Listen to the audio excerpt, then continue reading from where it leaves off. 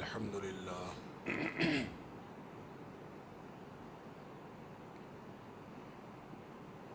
الحمد لله نحمده ونستعينه ونستغفره ونؤمن به ونتوكل عليه ونعوذ بالله من شرور أنفسنا ومن سيئات أعمالنا من يهده الله فلا مضل له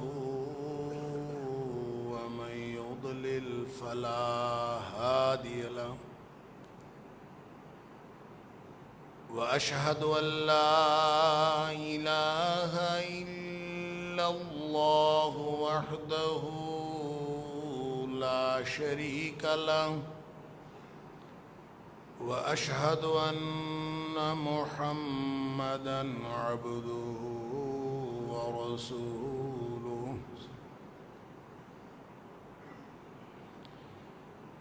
أرسله بالحق بشيرا ونذيرا بين يدي الساعة فمن يطع الله ورسوله فقد رشد واهتدى ومن يعص الله ورسوله فقد ضل وغوى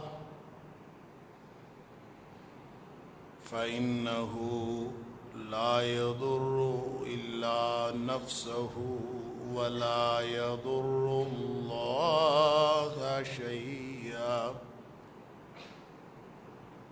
نسأل الله ربنا أن يجعلنا ممن يطيعه ويطيع رسوله ويتبع رضوانه ويجتنب سخطه فإنما نحن به وله أما بعد فإن خير الحديث كتاب الله وخير الهدي هدي محمد صلى الله عليه وآله وسلم وشر الأمور محدثاتها وكل محدثة بدعة وكل بدعة ضلالة وكل ضلالة في النار فأعوذ بالله السميع العليم من الشيطان الرجيم من همزه ونفخه ونفثه بسم الله الرحمن الرحيم وعد الله الذين آمنوا منكم وعملوا الصالحات ليستخلفنهم في الأرض كما استخلف الذين من قبلهم وليمكنن لهم دينهم الذي ارتضى لهم وليبدلنهم من بعد خوفهم أمنا يعبدونني لا يشركون بي شيئا ومن كفر بعد ذلك فأولئك هم الفاسقون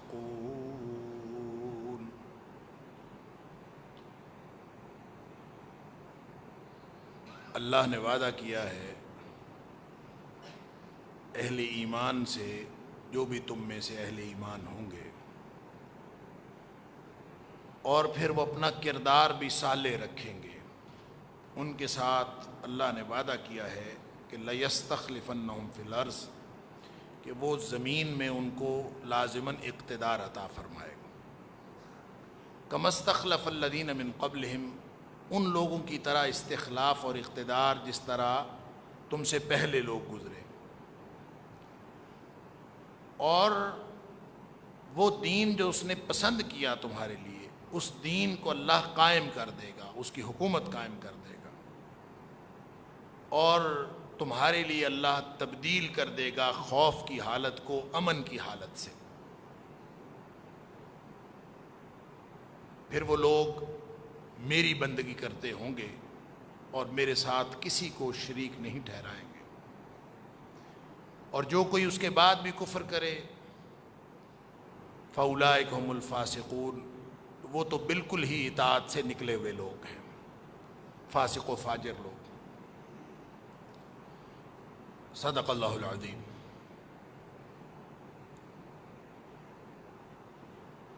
اللہ کا قانون یہ ہے کہ اللہ تعالیٰ اہل ایمان کو ان کے ایمان اور کردار کی بنیاد پر ایسا خطہ ارضی عطا فرماتا ہے جس میں مسلمانوں کی حکومت قائم ہو جاتی ہے، اور اللہ کا دین وہ بطور قانون کے اس جگہ پر نافذ ہو جاتا ہے۔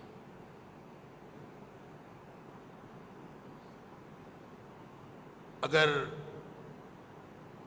ایمان والے ایسا کردار رکھنے والے نہ ہوں تو اللہ تعالیٰ ان سے یہ حکومت اور اقتدار چھین لیتا ہے۔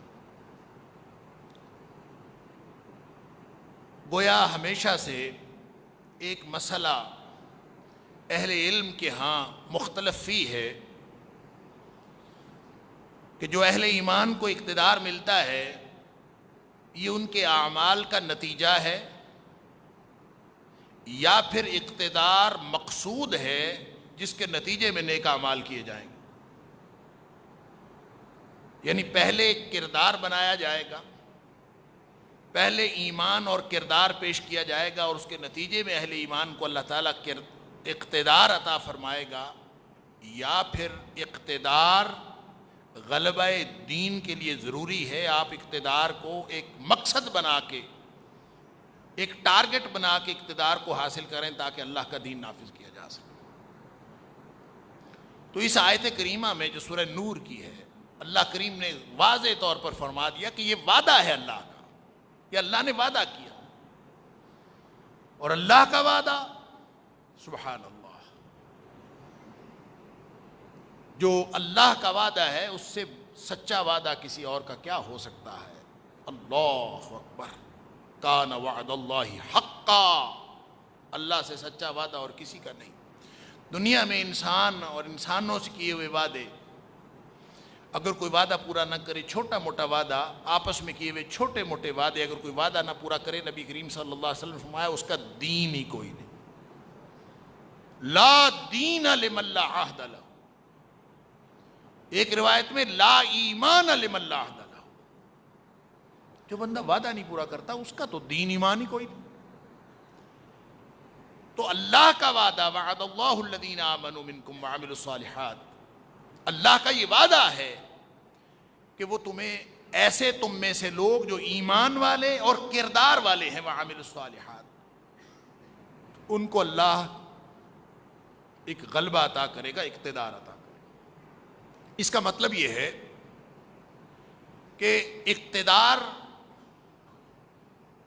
یا غلبہ یا مسلمانوں کی حکومت اگرچہ وہ اللہ کے دین کو قائم کرنے کا ذریعہ ہے، اور اگر وہ مسلمانوں کو مل جائے تو اس سے بڑی اور نعمت کیا ہوگی کہ اللہ کی دی ہوئی زمین پر مسلمانوں کو اقتدار مل جائے تاکہ وہ اللہ کا دین وہاں پہ غالب کر سکے۔ تو یہ گویا اللہ کے انعامات میں سے ایک بہت بڑا انعام ہے کہ جہاں انسانوں میں سے کسی اور کا غلبہ نہ ہو بلکہ مسلمانوں کا غلبہ ہو. سبحان اللہ. نبی اکرم صلی اللہ علیہ وسلم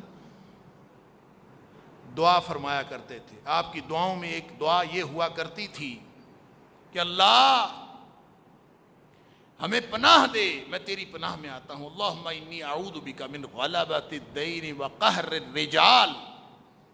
اللہ مجھے ایسی صورتحال سے میں تیری پناہ میں آتا ہوں جس میں میرے اوپر قرض کا غلبہ ہو، یا پھر میں لوگوں کے قہر کے نیچے آ جاؤں، لوگوں کے ظلم کے نیچے آ جاؤں، میرے اوپر ظالم لوگ جو ہیں وہ اقتدار میں آ جائیں.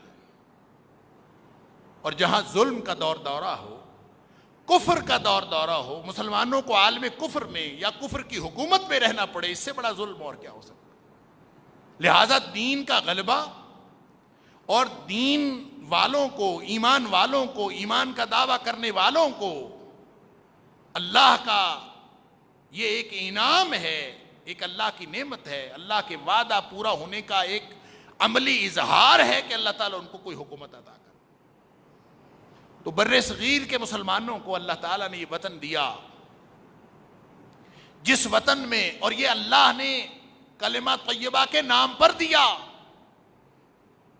لا الہ الا اللہ کے دعوے پر دیا، اور اس وعدے پر دیا کہ اللہ یہ پاکستان جو ہم لینا چاہتے ہیں اس کا کوئی اور مطلب نہیں ہے سوائے اس کے کہ وہاں ہم تیرا نظام قائم کریں. پاکستان کا مطلب کیا؟ لا الہ الا اللہ. اللہ تیرے علاوہ ہم کسی کو الہ نہیں مانتے، تیرے علاوہ کسی کو ہم حاکم مطلق نہیں مانتے، تیرے علاوہ ہم کسی کو اقتدار والا نہیں مانتے، تیرے علاوہ ہم کسی قانون کو نہیں مانتے. تیرا قانون اللہ کی سرزمین پہ. اللہ نے اس وعدے پہ ہمیں یہ ملک دیا تھا جس کا ہم جشن آزادی منانے چلے ہیں. اللہ بندوں کا قہر نہ ہو،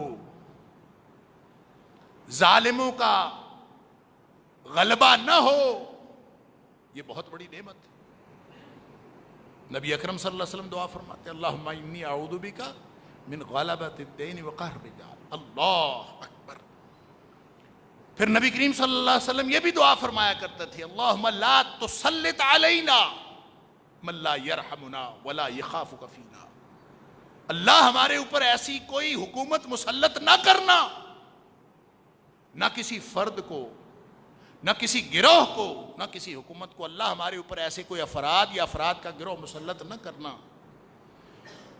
جو ہمارے اوپر رحم نہ کرے اور تجھ سے خوف نہ کھائے، جس کے اندر نہ تیرا خوف ہو اور نہ ہی بندوں کا رحم ہو. اللہ ایسی حکومت سے ہمیں بچانا. تو جب مسلمانوں کو مسلمانوں کی حکومت مل گئی، اسلام والوں کی مل گئی، ایمان کا دعویٰ کرنے والوں کی حکومت مل گئی، تو اس سے بڑی نعمت اور کیا ہوگی. اس کو کہتے ہیں آزادی. آزادی کا یہ ہے وہ تصور. اور یہ کس لیے حاصل کی جاتی ہے؟ یہ اس لیے حاصل کی جاتی ہے کہ وہاں پہ اللہ کا قانون نافذ ہوگا. انفرادی اعمال، نماز پڑھنا، روزہ رکھ لینا، زکوٰۃ ادا کرنا، حج بھی کر لینا، وہ انڈیا میں جو لوگ رہ گئے، جو مسلمان وہاں رہ گئے، ان کو کسی نے نماز پڑھنے سے روک دیا ہے؟ ان کو روزہ رکھنے سے کسی نے روکا ہے؟ ان کو کبھی کسی نے ان اعمال سے روکا ہے؟ وہ نماز بھی پڑھتے ہیں، روزہ بھی رکھتے ہیں، زکوٰۃ بھی دیتے ہیں، حج بھی کرتے ہیں.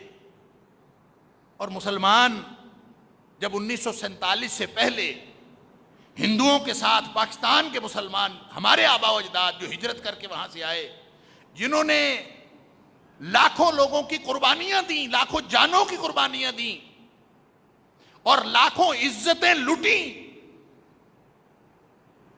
اور ظلم و بربریت کی ایک داستان لکھی گئی، اور آگ کا اور خون کا دریا تھا جس کو پار کر کے ہمارے آبا و اجداد نے یہ ملک لیا. یہ صرف نمازیں پڑھنے کے لیے لیا تھا؟ نمازیں تو وہاں بھی پڑھی جا رہی تھی. اس لیے نہیں لیا.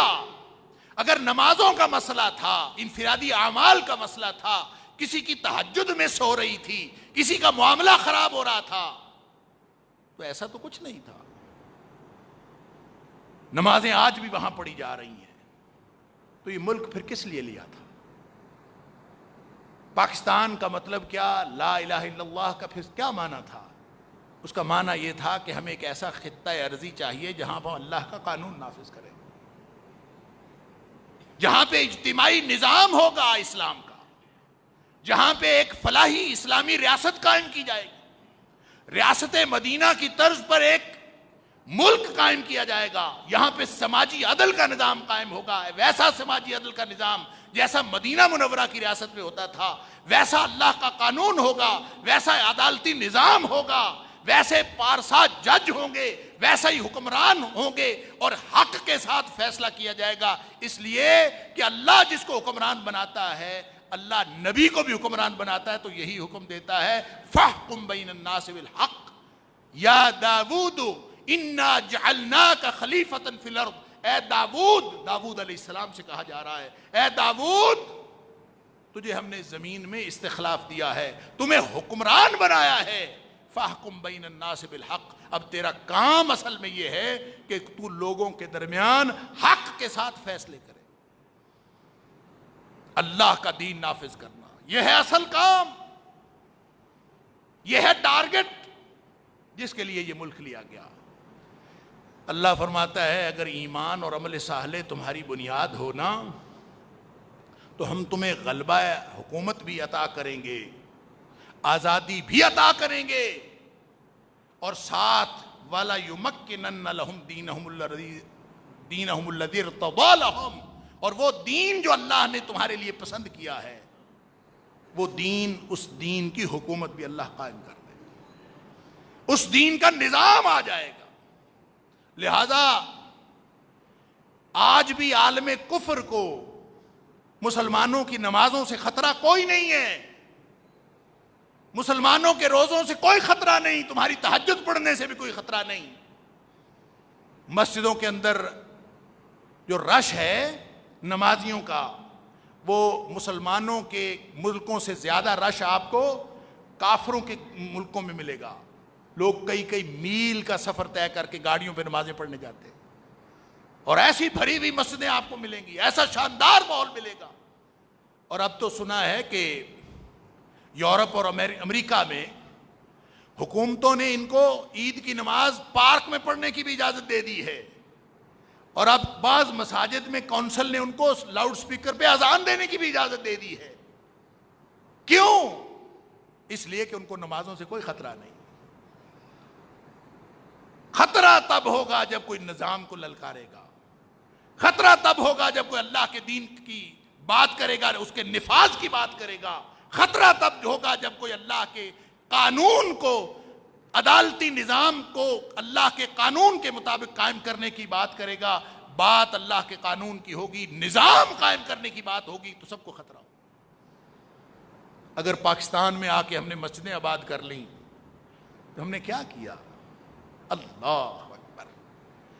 ہم نے آزادی کے جشن منائے، ہر سال منائے، لیکن ہم نے آزادی کا جو مقصد تھا، جس مقصد کے لیے اللہ نے یہ دیا تھا، اس کو بھلا دیا۔ اور سن لیجئے، اللہ تعالیٰ قرآن میں فرماتا ہے سورہ اعراف میں، وَلَوْ أَنَّ أَهْلَ الْقُرَىٰ آمَنُوا وَاتَّقَوْا۔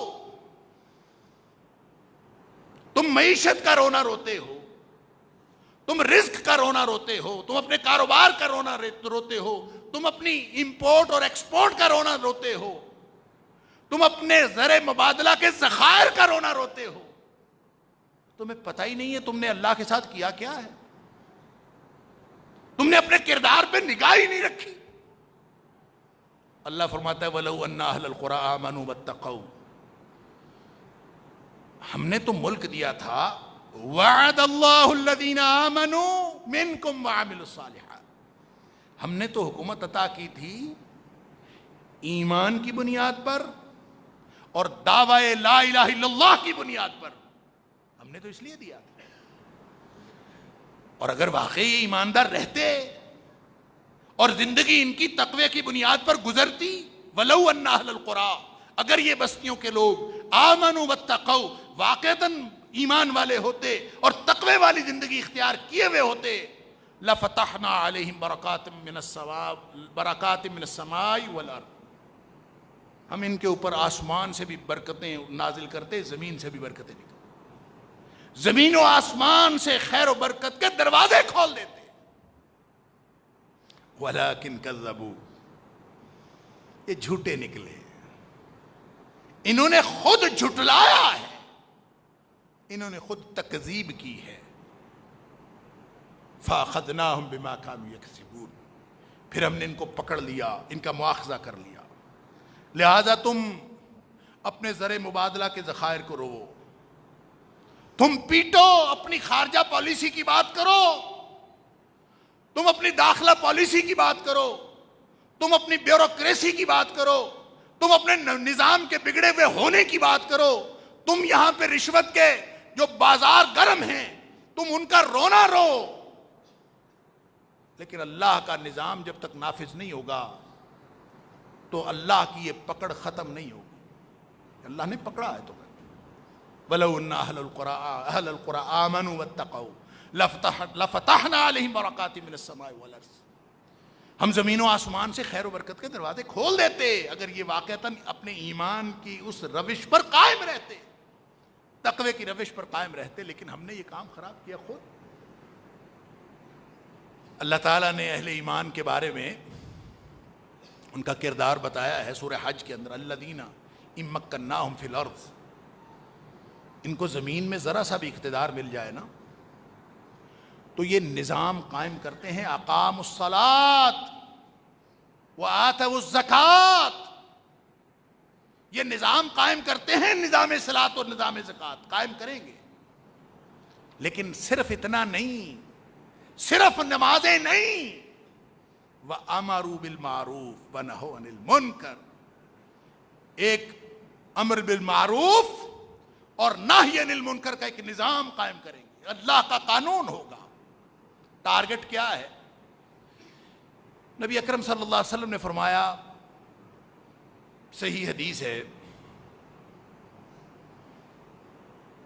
آپ نے فرمایا کہ لَتُنْقَضَنَّ عُرَى الْإِسْلَامِ عُرْبَةً عُرْبَةً، اسلام کی کڑیاں ایک ایک کر کے ٹوٹتی چلی جائیں گی۔ اللہ اکبر،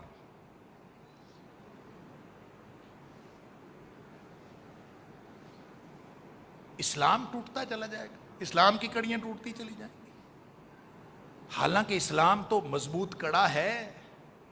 اللہ تعالیٰ قرآن میں فرماتا ہے العروۃ الوثقی لا انفصام لها، اسلام تو ایک مضبوط کڑا ہے، یہ کبھی نہیں ٹوٹ سکتا، یہ ٹوٹنے والا نہیں، یہ ٹوٹنے والا ہے ہی نہیں، یہ تو مضبوط کڑا ہے۔ اللہ اکبر، جس نے بھی دین کے ساتھ جڑنے کا عمل کر لیا اس نے گویا مضبوط کڑا پکڑ لیا جو کبھی بھی ٹوٹے گا نہیں۔ تو مضبوط کڑا یہ تو نہیں ٹوٹتا، تو لَتُنْقَضَنَّ عُرَى الْإِسْلَامِ عُرْوَةً عُرْوَةً کا کیا معنی؟ کڑیاں ایک ایک کر کے ٹوٹتی چلی جائیں گی، کیا مطلب؟ اسلام نہیں ٹوٹے گا، لوگ ایک ایک کڑی کر کے اسلام کو چھوڑتے چلے جائیں۔ یعنی اسلام یہاں تھا، اسلام کا اصل مقام یہاں ہے، تو ایک کڑی چھوڑی، پھر ایک کڑی چھوڑی، پھر ایک کڑی چھوڑی، لَتُنْقَضَنَّ عُرَى الْإِسْلَامِ عُرْوَةً عُرْوَةً عُرْوَةً، فَلَمَّا انْتَقَضَتْ عُرْوَةٌ، جب کوئی ایک کڑی ٹوٹے گی یعنی ان کے ہاتھ سے چھوٹے گی، تشبث الناس بالتي تلیہا، تو لوگ اس سے نیچے والی کڑی کو پکڑ لیں، اوپر والی چھوٹ گئی کوئی بات نہیں، اس سے نیچے والی صحیح، اس سے نیچے والی، آہستہ آہستہ دین پر کمپرومائز ہوتے چلے جائیں گے، دین ہاتھ سے چھوٹتا چلا جائے۔ پھر نبی کریم صلی اللہ علیہ وسلم نے فرمایا یہ کڑیاں ٹوٹنے کا کیا مطلب ہے؟ فرمایا اولہن نقضا الحکم، جو پہلی کڑی اسلام کی ٹوٹے گی نا وہ یہ ٹوٹے گی کہ اللہ کے قانون کی بجائے غیر اللہ کا قانون آ جائے گا۔ یہ ہے اصل اسلام، وہ ہاتھ سے چھوٹا۔ پھر ہم نیچے آ گئے، پھر ہم نیچے آ کے ہم نے کہا کوئی بات نہیں، ہم ریاست مدینہ کا نام لیتے ہیں، اتنا بھی کافی ہے۔ ہمارے آئین کے اندر یہ لکھا ہے کہ کتاب و سنت کے خلاف کوئی قانون نہیں بنے گا، اتنا بھی کافی ہے۔ ہمارے ہاں اسلامی نظریاتی کونسل موجود ہے، ہمارے ہاں وفاقی شرعی عدالت موجود ہے، اسلامی ادارے موجود ہیں، اسلامائزیشن کی مانیٹرنگ کے لیے ادارے موجود ہیں، اتنا بھی کافی ہے۔ ہم کافی کرتے کرتے ایک ایک کڑی چھوڑتے آئے۔ نبی کریم صلی اللہ علیہ وسلم نے فرمایا اولہن نقضاً الحکم، اللہ کا قانون کی جگہ، اللہ کے قانون کی جگہ جب غیر اللہ کا قانون آ جائے، سمجھ لیں پہلی کڑی اسلام کی ٹوٹ گئی۔ وآخرہن الصلاۃ، یہ جو ہم نمازیں پڑھ لیتے ہیں نا، یہ اسلام کی آخری کڑی ہے۔ ہم اس شخص کو سب سے اچھا مسلمان سمجھتے ہیں جو 5 وقت نماز پڑھتا ہے۔ نبی کریم صلی اللہ علیہ وسلم فرماتے ہیں یہ آخری درجے کا مسلمان ہے۔ جو 5 وقت نماز پڑھتا ہے یہ آخری درجے کا مسلمان ہے، یہ اسلام کی آخری کڑی پر ہے۔ کیا مطلب؟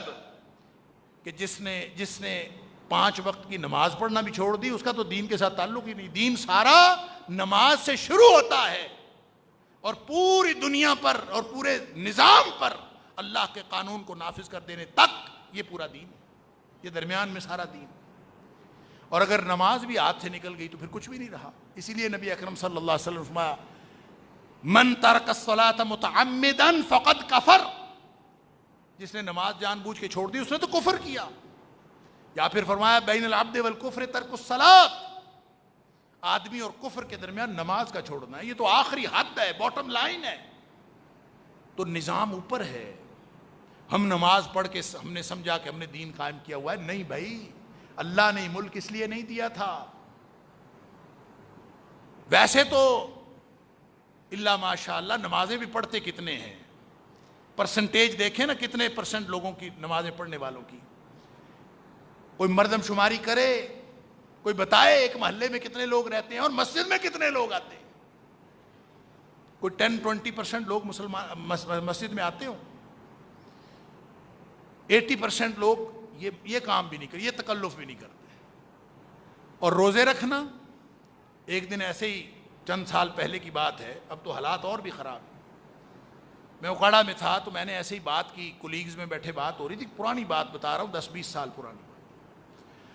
تو کولیگز میں بات ہو رہی تھی، میں نے کہا کہ میرا کولیگ پوچھتا ہے تمہارا کیا خیال ہے کتنے لوگ روزے رکھتے ہوں گے؟ رمضان تھا، میں نے کہا جی میرے خیال میں 80% لوگ روزے رکھتے ہوں گے، کوئی 20% ہوں گے جو نہیں رکھتے۔ اس نے مجھے کہا کہ بڑے بھولے ہو تم، 80% لوگ روزے نہیں رکھتے۔ میں نے کہا یہ کیسے ہو سکتا ہے؟ پھر اس نے کہا میں ابھی تمہیں مظاہرہ دکھاتا ہوں۔ اللہ اکبر۔ پھر جو کولیگ آتا گیا وہ اس کے سامنے فروٹ پیش کرتا گیا، اور اس نے کہا دیکھیں ذرا کون کون کھاتا ہے اور کون کون نہیں کھاتا، اور اس کی بات سچ ثابت ہوئی کہ پروفیسرز کے اندر 80% لوگوں کے روزے نہیں تھے۔ یعنی یہ نماز روزے کی بھی بات جو ہم مولوی کرتے ہیں نا، یہ بھی صرف کوئی 20% لوگوں کا تکلف ہے، باقی لوگوں کا تو اس سے بھی تعلق نہیں ہے۔ پھر بھی ہم سمجھتے ہیں کہ اس دھرتی پر اللہ کی رحمت ہونی چاہیے۔ اللہ تعالیٰ فرما رہا ہے کہ یہ تمہاری جو بے برکتی ہے تمہارے کرتوتوں کی وجہ سے، ظہر الفساد فی البر والبحر بما کسبت ایدی الناس، یہ لوگوں کے کرتوتوں کی وجہ سے سارا نظام بگڑا ہے۔ اللہ اکبر۔ لیکن ہم ہیں کہ ہر سال پہلے سے زیادہ ہم دین سے دور ہوتے چلے جاتے ہیں۔ ہمارا جشن سوائے موٹر سائیکل کے سائلنسر نکال کر، ناچ گانا کر کے، جشن اور ہلا گلا کر کے، ہم اس کے علاوہ کچھ کرتے ہی نہیں۔ اگر اللہ کی یہ نعمت ہے، اور یقیناً اللہ کی نعمت ہے، تو اللہ کی نعمت کا شکرانہ ادا کیا جاتا ہے۔ اللہ کی نعمت پر اللہ کے حکم کی خلاف ورزی نہیں کی جاتی، اللہ کی نافرمانیوں کے مظاہرے نہیں کیے جاتے۔ لیکن جب ہم اللہ کی اس نعمت پر جشن مناتے ہوئے اللہ کے حکموں کی خلاف ورزی کرتے ہیں، اللہ کی نافرمانی کرتے ہیں، اللہ کے رسول صلی اللہ علیہ وسلم کی نافرمانی کرتے ہیں، وہ تو بردبار ہے، وہ تو حلیم ہے، وہ مہلت دیتا ہے، لیکن اس کے غضب کا شکار نہیں ہو رہے کہ اس نے نعمت عطا کی اور ہم اس کا شکر نہیں ادا کر رہے۔ قرآن کہتا ہے لئن شکرتم لازیدنکم، تم شکر کرو ہم نعمت میں اضافہ کرتے جائیں۔ گویا جو شکر نہیں کرے گا نعمت میں کمی ہوگی۔ تو نعمت کے اندر یہ ہماری نعمت، ہمارا ملک، ہمارا وطن، وطن کی محبت ہر شخص کو ہوتی ہے، فطری چیز ہے۔ گھر تو پھر گھر ہوتا ہے۔ اللہ، کسی شاعر نے کہا تھا کہ سروں پہ چھت بھی ہے، دیوار و در میسر ہے، سروں پہ چھت بھی ہے، دیوار و در میسر ہے، ہزار شکر کے رہنے کو گھر میسر ہے۔ کتنا اللہ کے شکر کی بات ہے کہ ہم آزاد فضا میں سانس لیتے ہیں، ہمارے اوپر کوئی خوف نہیں، ہمارا اپنا ملک ہے، ہم یہاں پہ اول درجے کے شہری ہیں۔ لیکن اگر ہم اللہ کے حکموں کی خلاف ورزی کرتے جائیں گے تو اللہ تعالیٰ فرماتا ہے کہ یہ جو خوف سے امن میں بدلا تھا، اگر تم ایمان اور عمل صالح پر قائم رہو تو ہم نے تمہارے خوف کو امن میں بدلا تھا۔ جو اللہ اس خوف کو جو ہمارے ظالم حکمرانوں کا ہمارے اوپر تھا، جو ہم نکل آئے، اللہ کا شکر کریں۔ اور جس کو شکر کے جذبات پیدا نہیں ہوتے وہ کشمیریوں کا حال دیکھ لے، اور جس کے شکر کے جذبات، عام انڈیا کے عام مسلمانوں کا حال دیکھ لے، تو دل میں پھر شکر کے جذبات پیدا ہوں گے۔ اللہ، قرآن کہتا ہے کہ وَمَا لَكُمْ لَا تُقَاتِلُونَ فِي سَبِيلِ اللَّهِ وَالْمُسْتَضْعَفِينَ مِنَ الرِّجَالِ وَالنِّسَاءِ وَالْوِلْدَانِ الَّذِينَ يَقُولُونَ رَبَّنَا أَخْرِجْنَا مِنْ هَذِهِ الْقَرْيَةِ الظَّالِمِ أَهْلُهَا۔ گویا جہاں ظلم ہو رہا ہو وہاں سے نکلنے کی دعا کرنا، یہ اللہ نے قرآن میں لکھا ہے کہ جہاں مظلوم بچے اور بے کس بے سہارا عورتیں اور کمزور مرد جہاں پہ وہ ظلم کا شکار ہوں، ان کو وہاں سے نکل جانا چاہیے، نکلنے کی دعائیں کرنی چاہیے۔ اور اللہ کے رسول صلی اللہ علیہ وسلم فرما رہے ہیں اللہم لا تسلط علینا من لا یرحمنا ولا یخافک فینا۔ تو اس کا مطلب یہ ہے کہ یہ سارا جو ماحول اللہ نے ہمیں عطا فرمایا ہے، یہ آزادی کا وہ تصور ہے جو دین اسلام دیتا۔ آزادی کا تصور یہ نہیں ہے کہ آپ کو بے لباس پھرنے کی آزادی ہو، آزادی کا یہ تصور نہیں ہے کہ آپ کو ناچ گانے کی اور ہلا گلا اور غل غپاڑا کرنے کی آزادی ہو۔ آزادی کا تصور یہ ہے کہ آپ کو اللہ کا دین نافذ کرنے کی آزادی ہو، جو آپ کا ایریا آف جورسڈکشن ہے۔ اگر آپ حکمران ہیں تو پوری زمین پر اللہ کا حکم نافذ کریں، اگر آپ گھر کے سربراہ ہیں تو اپنے گھر پر اللہ کا حکم نافذ کریں، اور اگر آپ کسی اور پر اختیار نہیں رکھتے تو کم از کم یہ 5-6 فٹ کی کائنات جو آپ کا جسم ہے، اس کے اوپر تو اللہ کا دین نافذ کریں۔ یہ ہے اللہ کی نعمت کا شکرانہ، اور شکرانہ ادا کرنے کا بھی نبی کریم صلی اللہ علیہ وسلم نے طریقہ بتایا۔ سبحان اللہ۔ وطن کی محبت کے بارے میں